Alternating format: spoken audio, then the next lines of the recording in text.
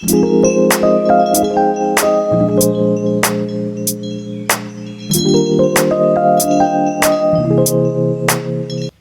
Students, welcome again.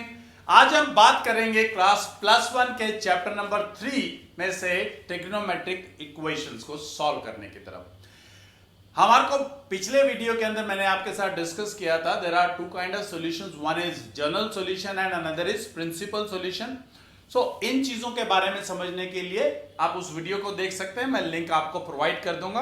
आज हम बात करेंगे इन क्वेश्चंस के जनरल सॉल्यूशंस की, यानी अगर आपके पास डायरेक्टली सिर्फ लिखा आता solve the following equations, so they are not asking for any general और एनी प्रिंसिपल सॉल्यूशन। तो it means it's our duty कि हमें जर्नल सॉल्यूशन फाइंड आउट करना, नॉट द प्रिंसिपल सॉल्यूशन। तो पहला क्वेश्चन उठाते हैं। It says solve 2 cos square x plus 3 sin x is equal to 0. Now this equation is in two trigonometric functions, one is sine and another is cos. So that's not possible. हमें इसको change करना है, या तो sign को cos में, कुछ common भी नहीं निकल रहा, या तो कॉमन निकल जाए, दो में रह भी जाए तब भी कोई दिक्कत नहीं है। लेकिन यहां पर what we can do, we can convert this cos square x as 1 minus sin square x plus 3 sin x is equal to 0. So this has become 2 minus 2 sin square x plus 3 sin x is equal to 0. We can take out minus as common, क्योंकि इधर right hand side में 0 है, कोई फर्क नहीं पड़ने वाला। सो अगर हमने इसको माइनस से मल्टीप्लाई कर दिया तो it will become 2 sin square x minus 3 sin x and minus 2 is equal to 0. Now we can see that this equation is a quadratic equation in sin x. अब sin x की quadratic equation आते ही अपने को quadratic class 10th याद आ जाती है, quadratic formula. What was that? That was minus b plus minus under the root b square minus 4ac upon 2a। For this my a is this, my b is this and my c is this. So quadratic formula use करते हैं and we'll find out the value of sin x by using that. So sin x has come as minus b plus minus under the root b square minus 3 whole square minus 4 into a into c by 2a, 2 into 2. So sin x has come as 3 plus minus under the root 9 plus 16 by 4. 16 plus 9, that is 25. Square root of 25 is 5. So sin x has come as 3 plus minus 5 divided by 4. आपको याद है कि एक बार हम plus का लेकर के solve करते हैं, एक बार माइनस का। तो sin x एक बार प्लस का लिया तो it has come as 3 plus 5 by 4, that is 8 by 4, that is 2. And we know that sine की जो वैल्यू है it varies from -1 to 1. 2 can not be the value of sine X, so not possible, ये possible है ही नहीं हमारे पास। So फिर next part, sine X is equal to 3 minus 5 by 4, that is minus 2 by 4, that is minus 1 by 2. That's possible because -1 से 1 के बीच में साइन की वैल्यू वेरी करती है। सो अब हम इसके जनरल सॉल्यूशन फाइंड आउट करेंगे। To find out the general solution हम क्या करते हैं, उसको सबसे पहले sin x is equal to sin y के फॉर्म में लिखेंगे।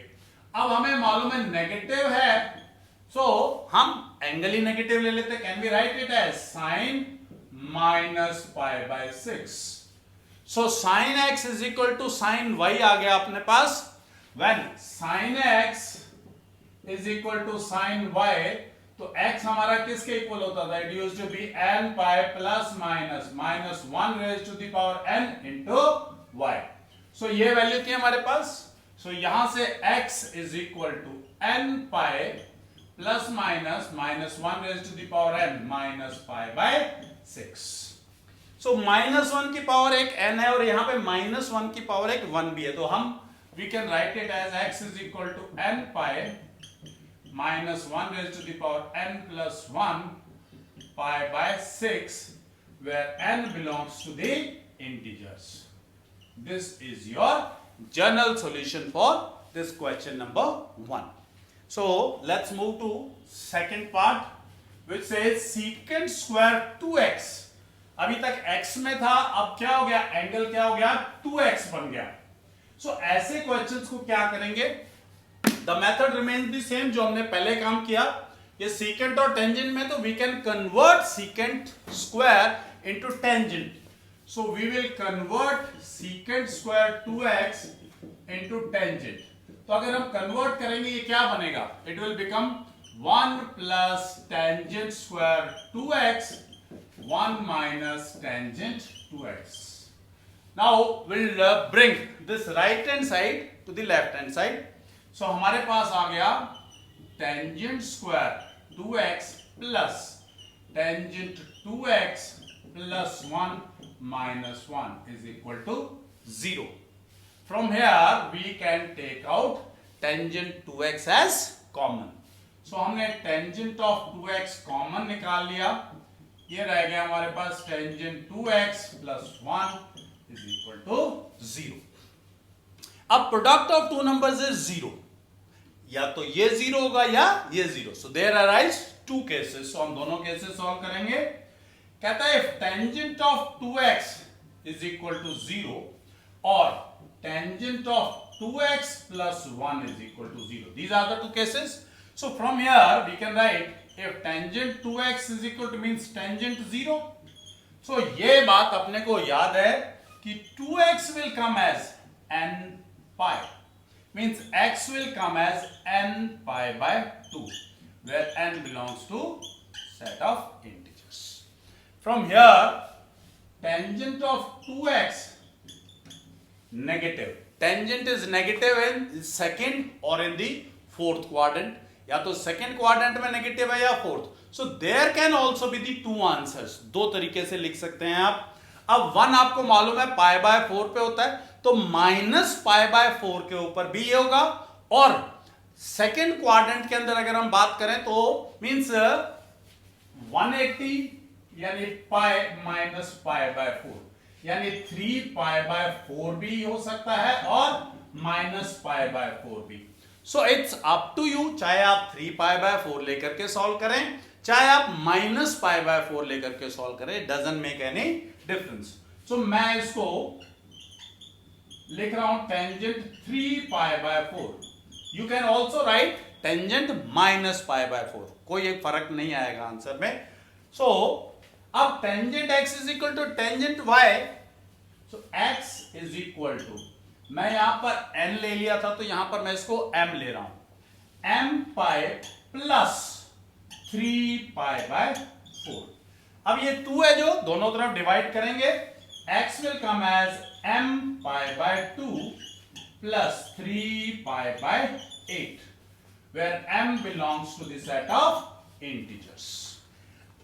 It is not compulsory n और m लेना, आपकी मर्जी है, आप कुछ भी p, q, r, s, t, whatever you feel like, that's your privilege. आप अपनी मर्जी से जो आपको पसंद आता है वो लिख सकते हैं, कोई प्रॉब्लम उसमें नहीं है.